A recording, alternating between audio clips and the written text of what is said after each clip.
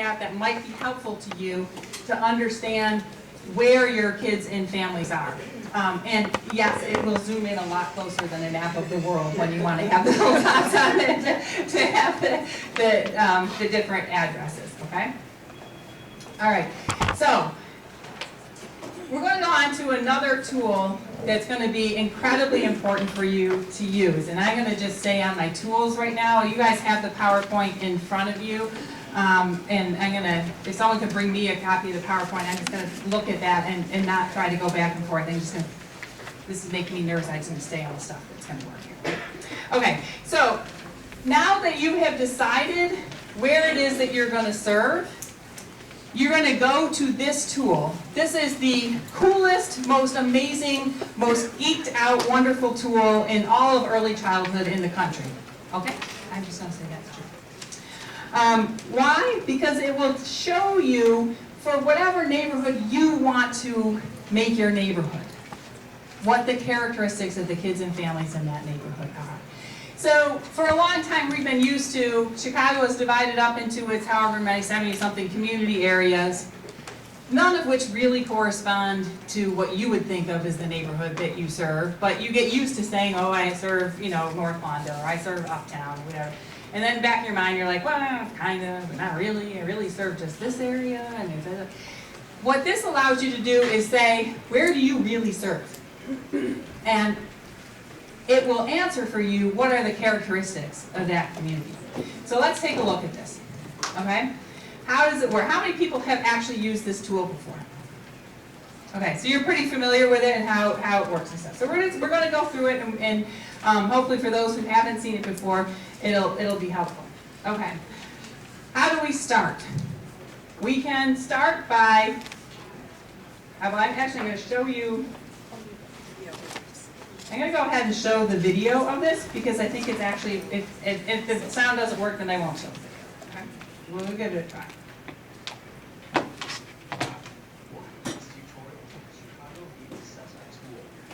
You hear that? No.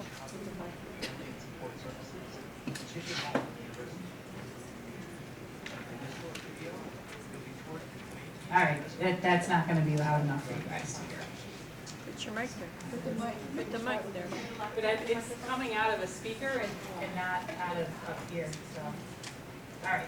So I'm just going to try to be the guy on the video and show you what it is that you do. All right. So here is the map.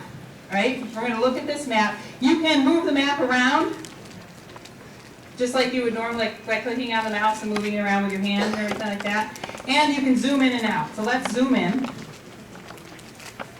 And I'm going to zoom in a little bit here. Or you can say, you can jump to a community area. I think we're good. It's fine. It's fine. You can jump to a certain community area. So let's say we're going to, just because I know the neighborhood the best, let's say we're going to jump to North Lawndale. Keep using the same example. Okay. So it's centered us now on that area of the city, that community area. And again, like I said, we're going to say, we don't really serve just that. We serve a little bit different area. And what you're going to do is you click on this little shape down here. It's sort of a polygon, but not really, okay? This is a little shape drawing tool. You click on it, and then you go up here and you say, well, all right, what I really serve is I serve from basically the Eisenhower and I can't see what street that is. I serve from here down to Ogden, all the way, okay, I clicked on it. I click there, down Ogden. I have kids who come all the way up Ogden here from here, all the way up around here, and over the Eisenhower Expressway. Okay, see how I drew that little box? You can draw whatever box you want on here, okay? Which is amazing that you can draw that and do that on your screen here. You can even, I believe, add another box. Say, okay, a lot of the kids come from there, but we've got this little group of kids that's been with us for a long time. since we used to be at our old location, and they come from this neighborhood over here, and so I want to add them in too. Okay? You see how this can be really helpful for you when you're thinking about serving kids that come from a few different places in the city, if you have different clusters of kids that you tend to serve. Because what you want to do is to be able to describe who the kids are and the families are that you're serving. Okay, then when you've got everything mapped out here, you click Run. Once you click Run, you just page down, and it will tell you all sorts of things about that community. Okay? So you can see here that it's, so you can see it shows you how many kids age 5 or less living below the 100% of the poverty line. So, 1,100 kids in those areas that I mapped out, the ones that I picked for myself. How many kids are there that are below the poverty line? And then it also gives you a percent. The percent is really helpful and is something that when you are describing the community, you should definitely use the percent to say, look, this is a very high poverty area. Look at this. So you have the kids under 5 or the kids under 3, 46, 50% below the poverty level. So half the kids in that community are Head Start, early Head Start eligible. So this is a place where if you're going to set up services, you're definitely going to be able to recruit a lot of kids who are Head Start eligible. If we drew all this kind of stuff and those numbers were being like 20%, 30%, you're going to look at that and say, look, this is not an area where I'm going to have lots of kids who are eligible for Head Start and early Head Start. I may need to do a program model that doesn't rely as much on that particular funding stream. I'm going to focus more on the other funding streams. Similarly, as we page down on here, how many children need full-time care? Okay, so in this community, single-parent households with children under 6 where the parent works, and then where both parent, or two-parent households where both parent works. So this is telling us that these are families where all parents are working and there is a need for childcare. Now, it may or may not be that the family is working during regular working hours, but you can assume that there are many, many families here in this community. You can look at that. 62 to 74% of the single-parent households, the parent is working.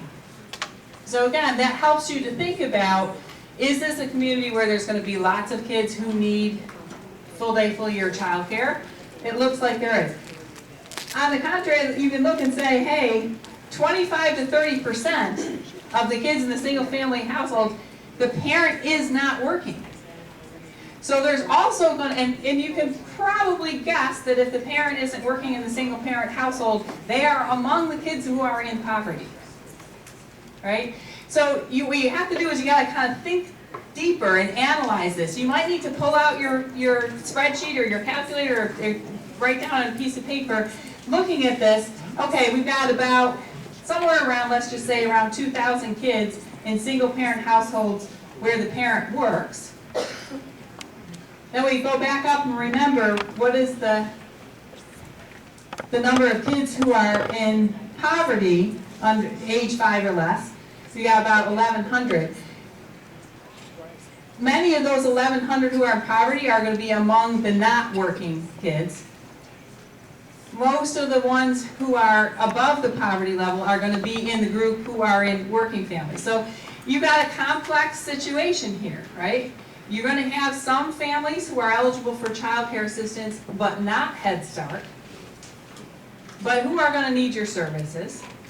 You're going to have some families who are eligible for Head Start but not child care assistance. It's both ways.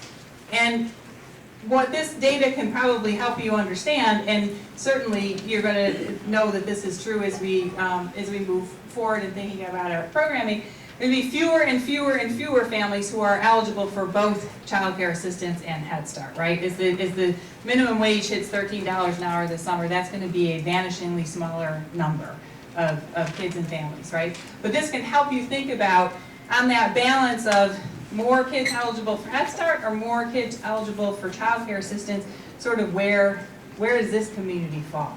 And that's going to vary all across the city, and so digging deep into these numbers and understanding them is going to be really important for you.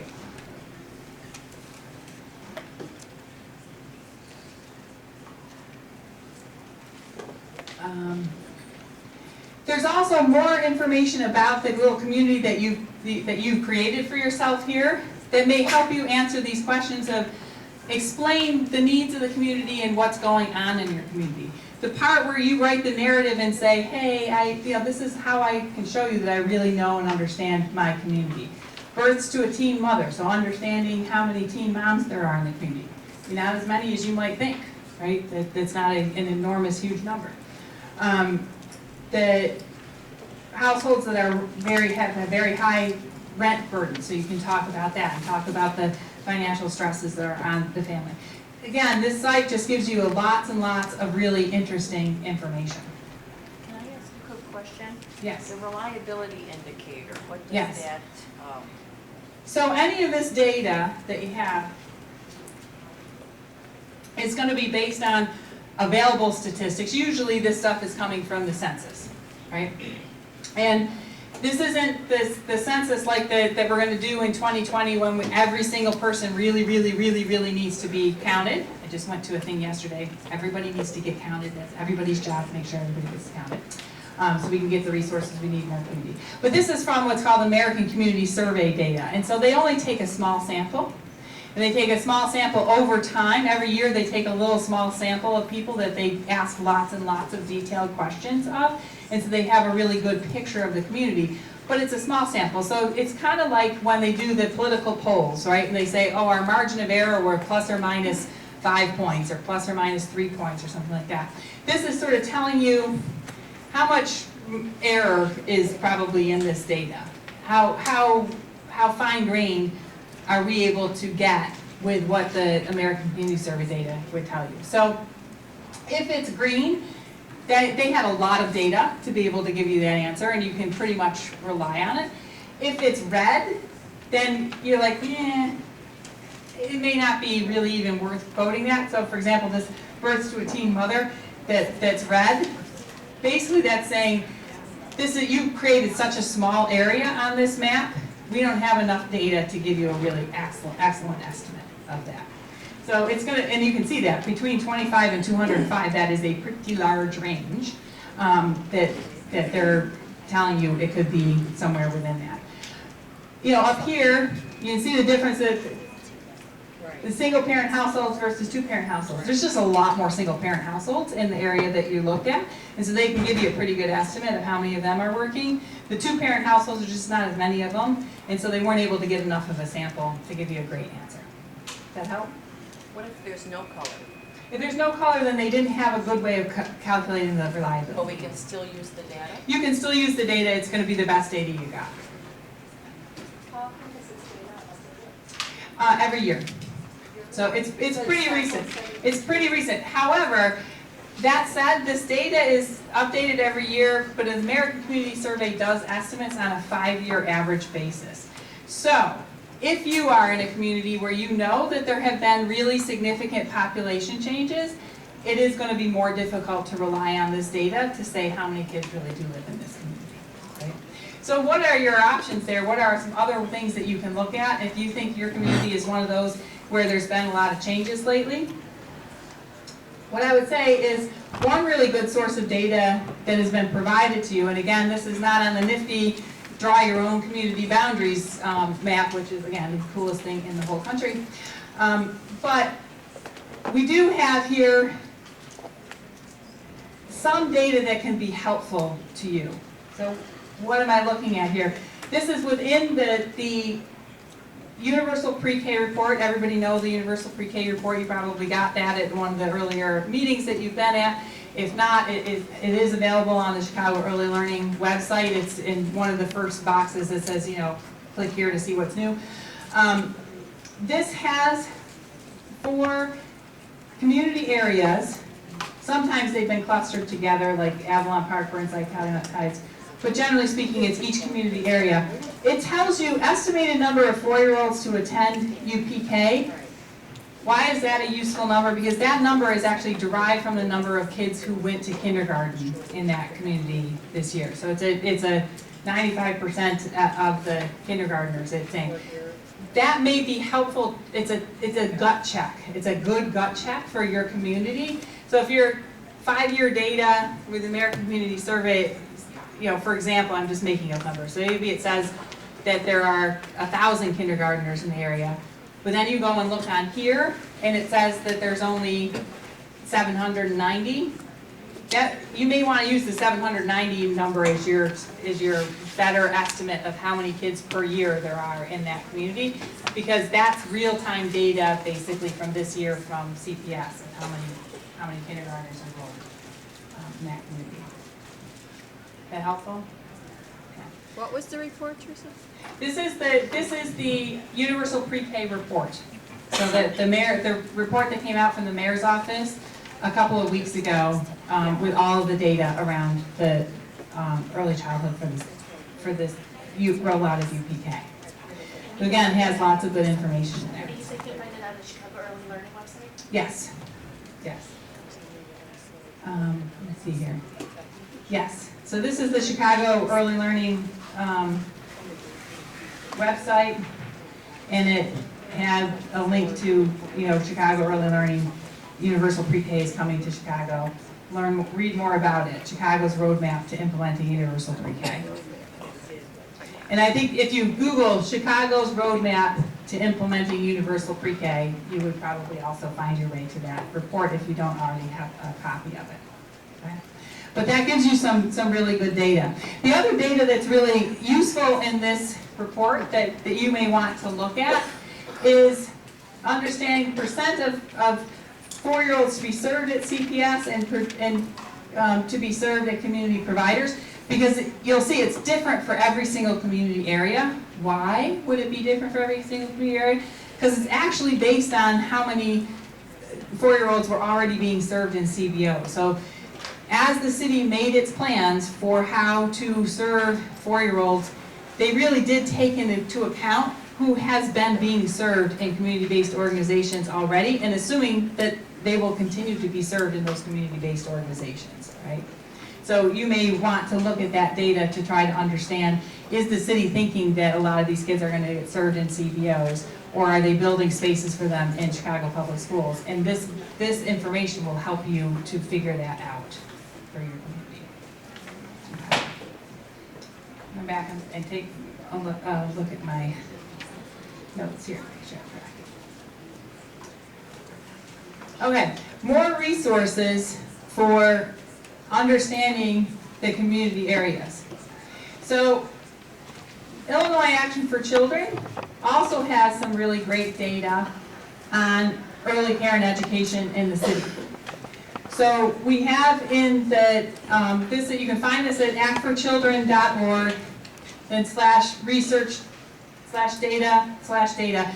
That is on your PowerPoint, what the link is for that. And when you land on that page, it'll show you, we just put this infographic on the site, so you got a page down past that. It's one of the new interesting things we put up there. But you can see here we have things in here, Cook County child care data, Cook County census data, so it will give you lots of information by Chicago community area. Just click through and show you what it'll show you.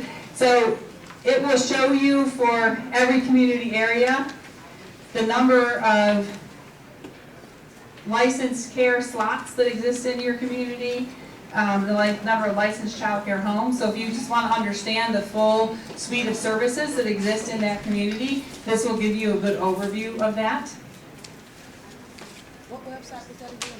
This is Illinois Action for Children's website. So I can show you here how you find it. If you just go to Illinois Action for Children, or actforchildren.org. Actforchildren.org is our main website. And you see up here, it says research and data. Just click on that.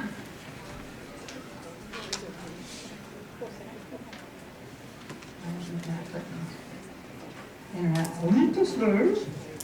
Okay, that'll take you to this website, or this page. You click down, it says research and data. You want data. So you're gonna click on data, and that will bring you to this page here. And again, you click down, it has lots of information. Another thing that's really useful in here is the Chicago area community profiles. So it's about halfway down this page. And you can click on that. And this is it's a PDF, so I can't click by click show you things, but I can show you the first one, Albany Park here, for example. It will give you this information. These are updated every year and housed on our website. It will again tell you the number of kids 0 to 5. Interestingly, it will also give you the number of kids in deep poverty. So kids who are below 50% of the federal poverty level, ages 0 to 5, and what percentage that is. And it will give you a comparison compared to the rest of the city of Chicago.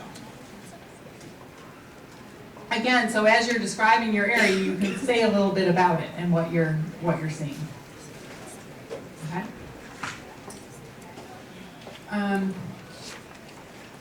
It gives you data such as the unemployment rate, adults with no high school diploma, households with TANF or SNAP. Gives you this information, linguistically isolated households, so what percent of people living in that community are in linguistically isolated households, so that may be helpful for you to describe and say, we think it's very likely or we think it's not very likely that we're going to serve kids for whom English is not their primary language spoken at home. Gives you race and ethnicity data for that community, again, which can be very helpful. And it kind of tells you where it ranks, right? Relative to the other community areas, is it one of the poorest? Is it not? Is it one with the highest teen birth rate? Is it not? And it has a little bit of information there about things like low birth weight and all that, which are particularly important if you're going to look to be serving the 0 to 3 part of the community, right?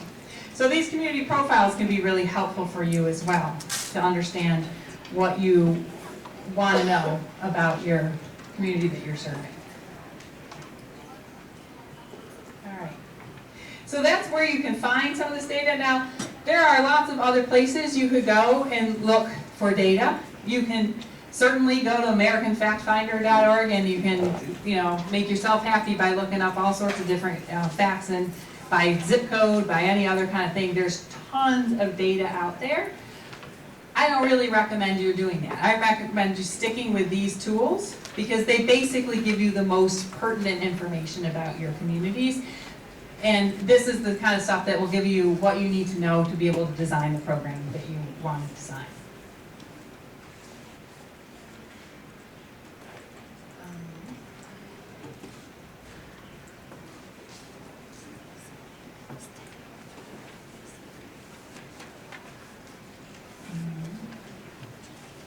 I'm going to escape out that again.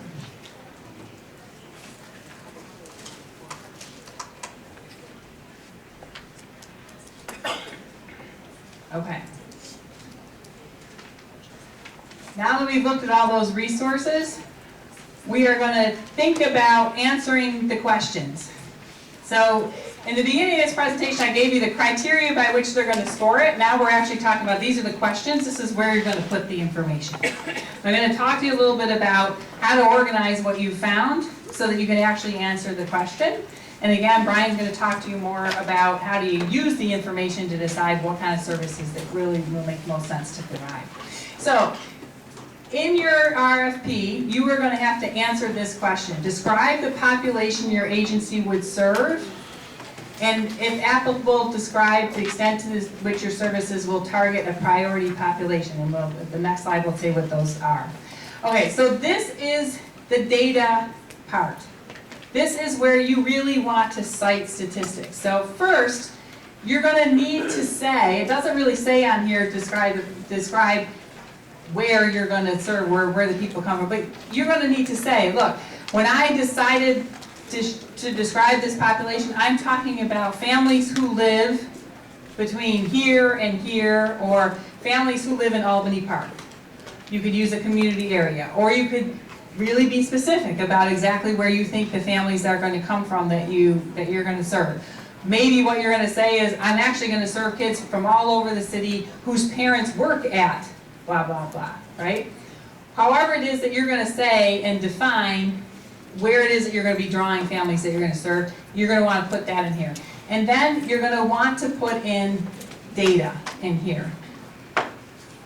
Often it's helpful to make a table and say, you know, for the 3 to 5 year olds it's this, and the 0 to 3 year olds it's that.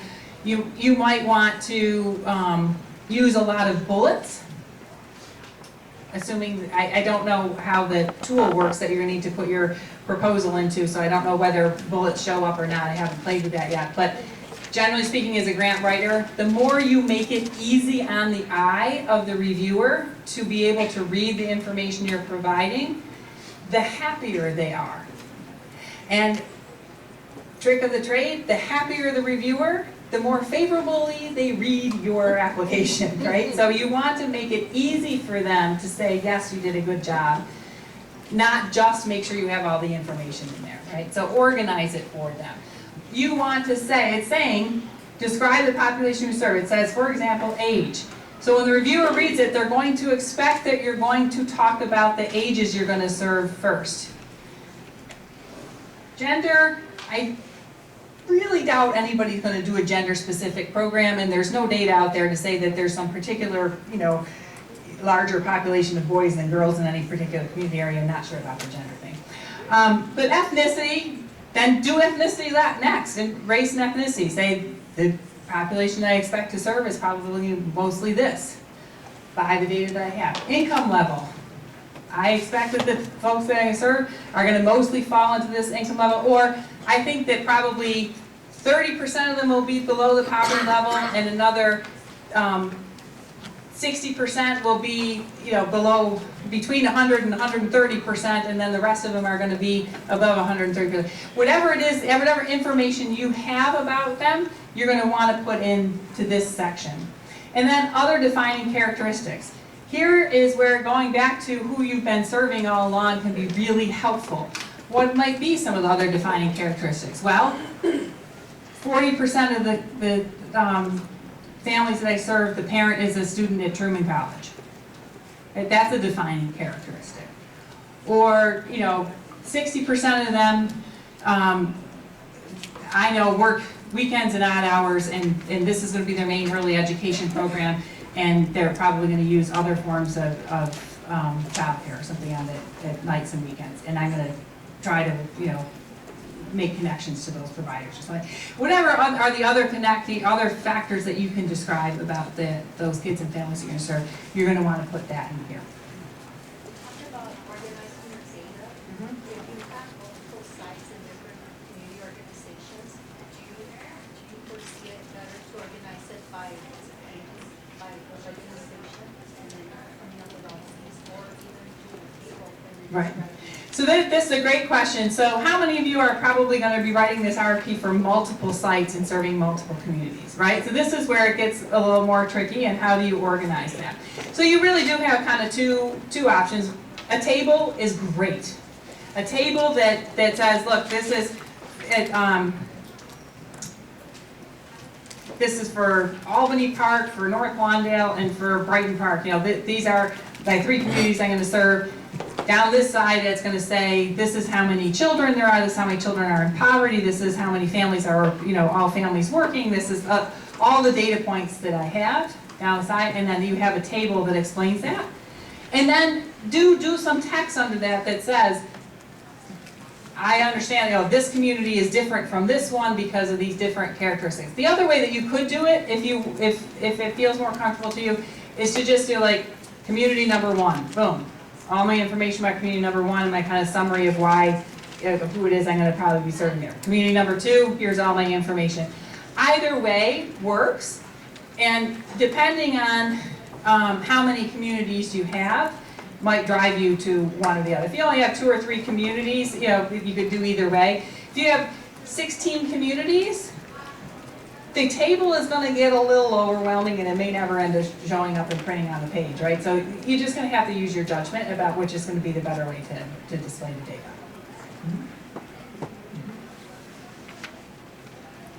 Okay. One of the things that's important here to understand is that this RFP, the way it's set up, I didn't see in it, and again, I am not the city, I am not telling you exactly how we're doing it, this is not a bidders conference. I'm just telling you as a person who's read and written many of these things. It wasn't like we have points in there for how at risk or how in need your particular community is, and that's how it's being scored. The city gave you lots of information in that mayor's report about communities that they expect that they're probably going to need to expand services in, either for 0 to 3 or 3 to 5. They had the chart of the different communities that seem to be not that greatly served now, and ones that are pretty richly served. So that gives you some information about where they're targeting their efforts and making sure they know they have a lot of services. But the city already knows where all the kids in poverty live. They paid for that site that's so whiz-bang and amazing. What they want to know is that you have thought it through about the kids and families you're going to serve, and the program design and the program eligibility criteria for the program you're proposing, and it fits the needs of the community you're serving. So this is less about trying to make it look like my area that I'm going to serve is the neediest of the whole city, and more about, I know this place really, really well, okay?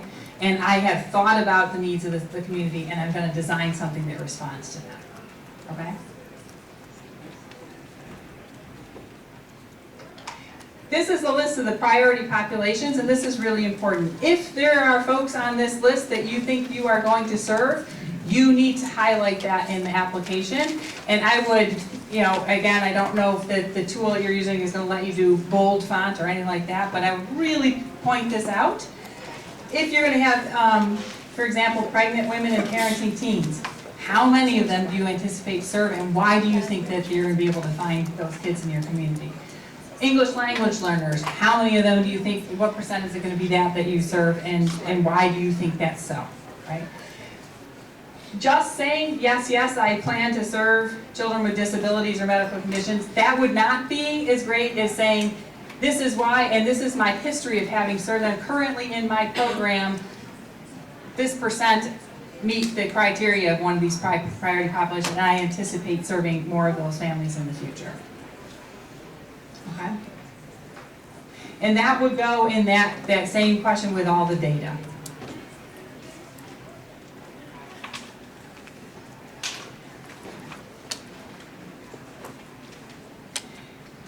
The next question that you're going to answer in this area, and actually it's not actually next in the RFP, it skips over a few, but the one that's related to this, is describe the current challenges or critical needs currently facing the intended population you anticipate serving. So this is where you're going to show that you really are part of this community and you really understand it. A story or two, really, really short story or two of a family that you serve, or a group of families that you've encountered and that you've served is not a bad thing to put in here. Or a little bit about factors that are impinging your community. Is there an issue with gentrification? Is there a serious issue with transportation, or lead paint issues or something? Whatever it is that you can say a little bit about how, yes, I really do know and understand this community, and these are some things that we've been wrestling with here in our community. Your challenge here is to not go overboard. So you're going to have to tread that fine line between showing that you really understand the community and writing 4 or 5 pages of everything that your heart pours out about your love for this community. Why? Because remember, you want to keep the reviewer happy. You want to convince them you know and understand this community, and you don't want to overwhelm them and make it so much stuff that they can't really even get through, because they have to read everything that you give them. So keep this brief, but make it impactful. And make it come from the point of view, and hand it to somebody. Hand it to somebody who doesn't even work in this field, right? And give it to them and said, if you read this paragraph, do you believe that I really know this community and understand it? And we want that answer to be yes. And ask them, did you want me to shut up a little earlier than I did in this passage, right? So you're going to try that fine line. It's helpful to have somebody read that and give you that feedback. to you about that? Okay.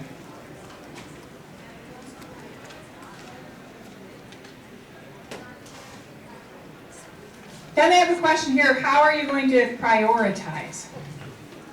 How many people already know how you're going to prioritize and have your point system in place for your community? Right. If this isn't something you've already been doing, this is something that you really need to be doing in the world of Head Start and with it Preschool for All programs. So when folks come into your program, the world of Head Start and the world of Preschool for All is not first come, first serve, right?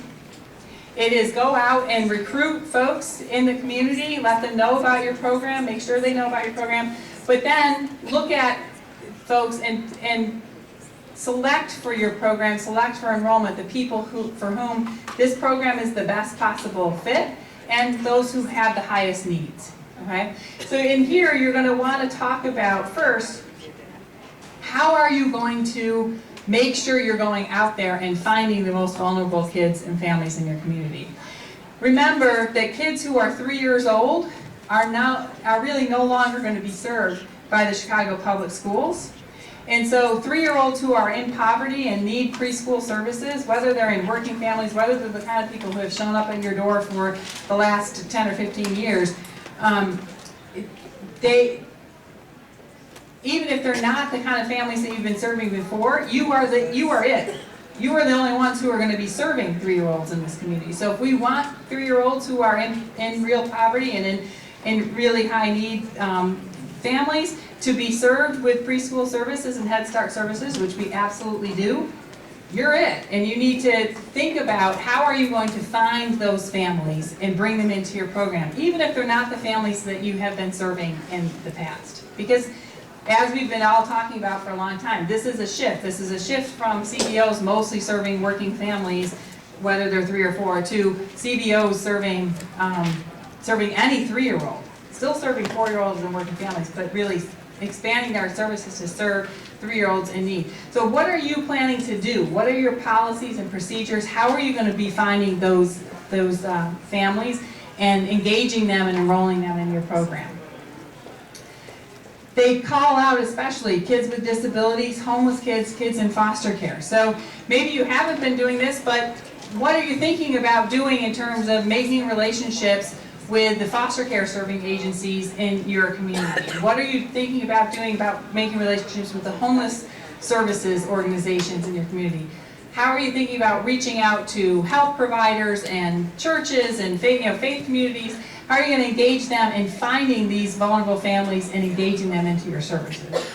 And then how are you going to prioritize the kids and families for enrollment in your program?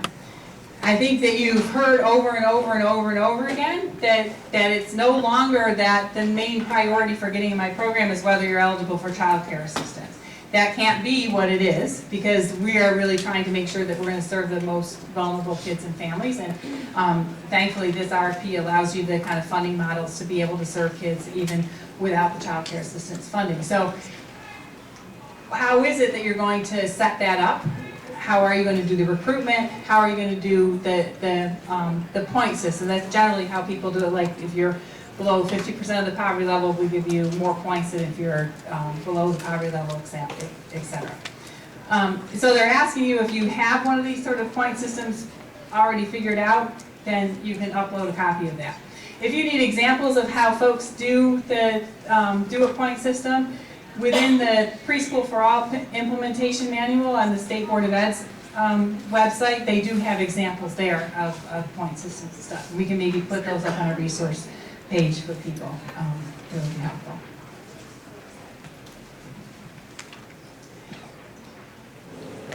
Next, you're going to need to think about the eligibility mix that you're intending to serve with your program, and we'll be talking more about this through the day, about how you think about this mix. The recommendation here from the city is that you target no more than, or that you target like 80 to 90% of kids in a classroom having Head Start or early Head Start.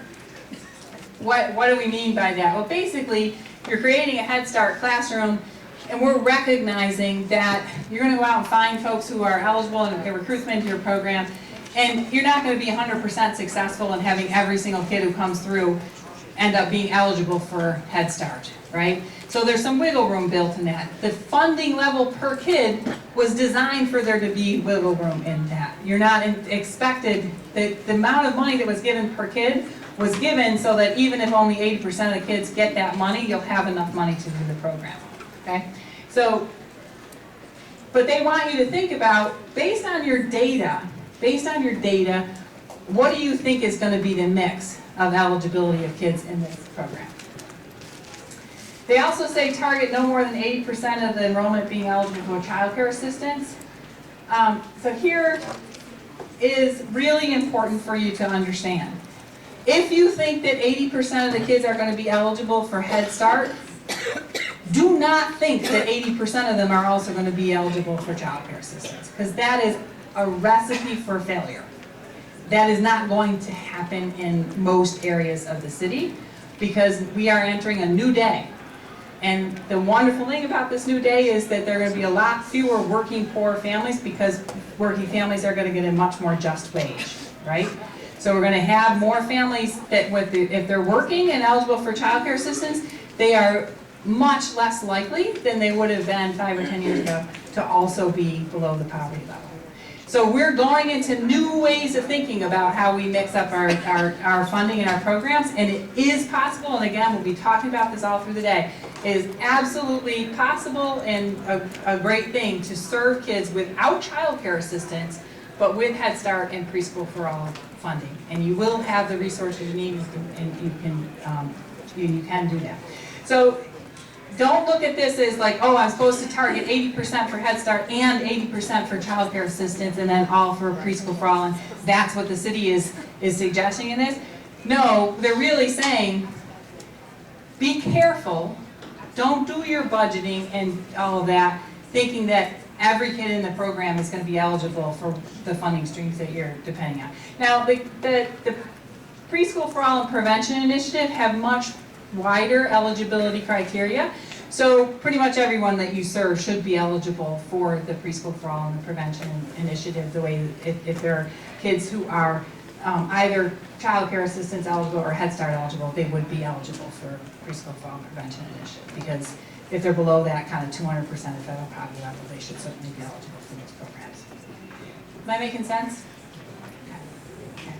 But so it's just really important to understand, thinking about now as you're going to kind of set up, what is your expectation? I think I'm going to serve in this program here, in these classrooms I'm going to serve, and I have 10 classrooms at the preschool level across my 2 sites, and I think in those programs 40% of the kids are going to be Head Start eligible, and 80% of the kids are going to be child care assistance eligible, or something like that.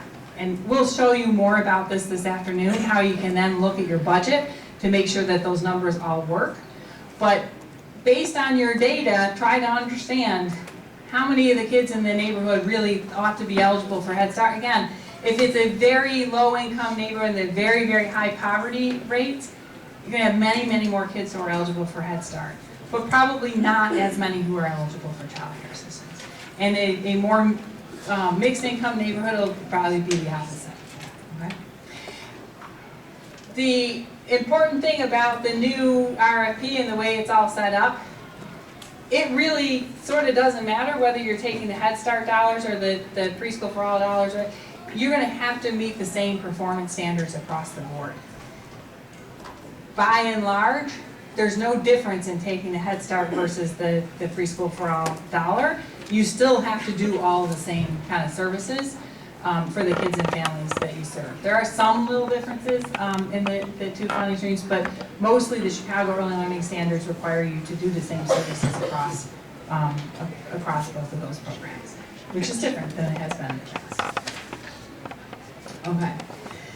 The other thing that you're going to want to do as you figure out what's the right services to propose in your community is to look at the CPS plan for the schools in your service area.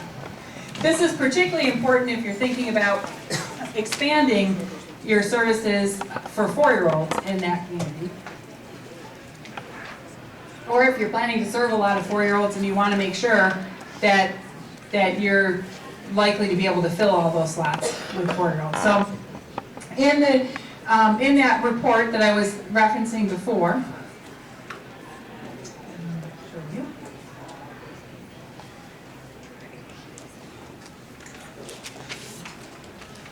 in the UPK report,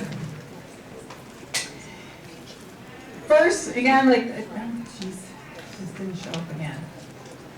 How did it do that?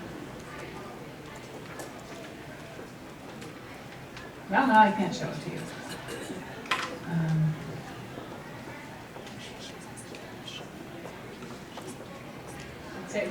We got the Google page.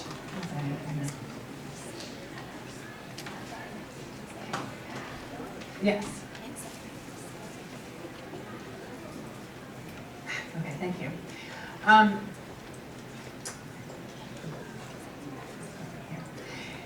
As we talked about, it will tell you here the projected percent of 4-year-olds that are going to be served at community-based providers. So, for example, you would just take for East Side, you take the 272 times, well, it's less than 10%, so they're not expecting 200 kids to be served. But in some of these communities, it would be a lot of kids that are being projected to be served in a community-based organization. So, for example, Pilsen Little Village, Lower West Side, they expect for 300 4-year-olds to attend a program, and they actually expect half of them to be served in community-based organizations. So if you're serving in that community and you're saying, I'm going to serve, 40 4-year-olds, you could understand that yes, there's probably going to be some kids that are expected to be served in that community at age 4 that you should be looking at. What is my ending time? I don't. 11:15, yeah, that's it. Thanks. They're giving me the time right there. So this information is helpful to you. What's also really helpful to you, because we all know that community areas are huge and may not really give you everything you need to know.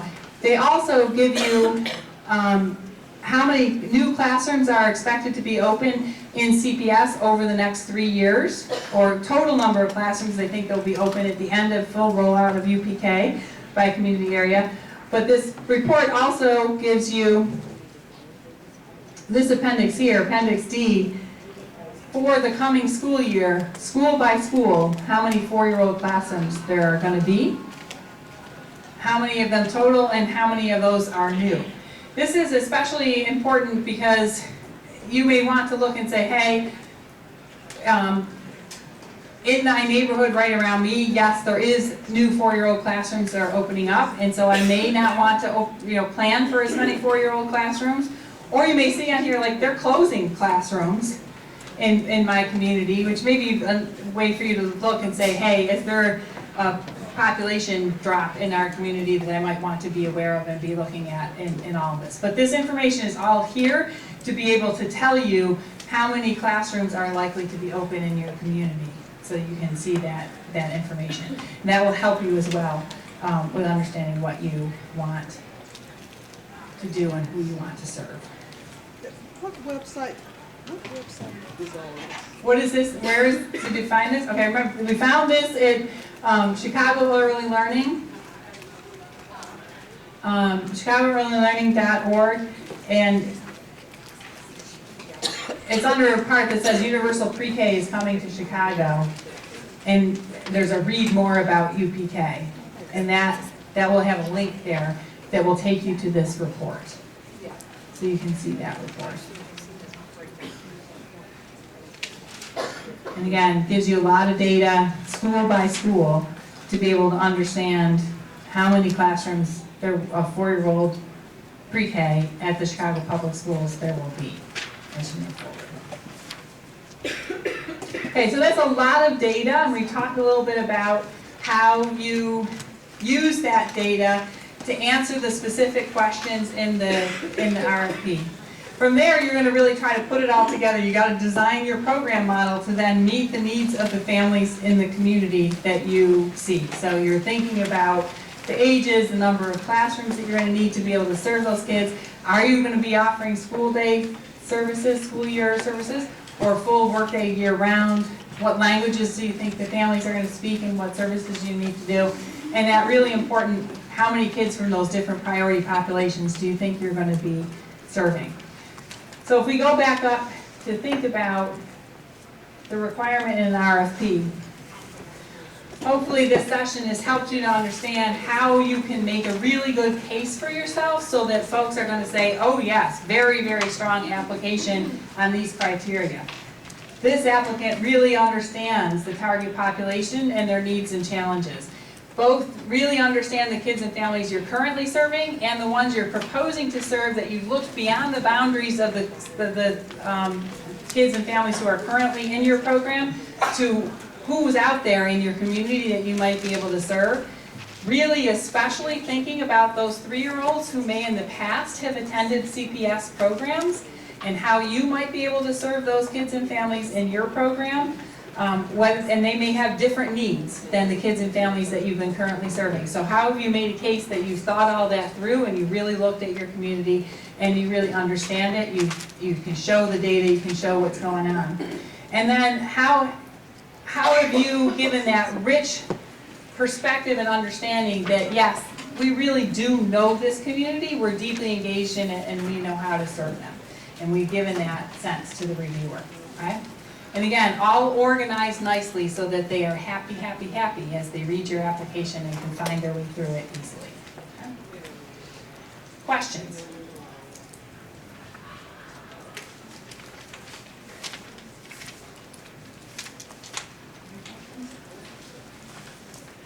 All right, so folks are handing out an evaluation for this session. They're always very helpful to us as we keep track of the assistance that we're providing.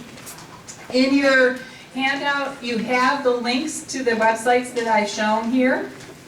I think we want to know if folks need deeper information about this and want to be part of the cohort. Do you have information to share about that? Yes. So I posted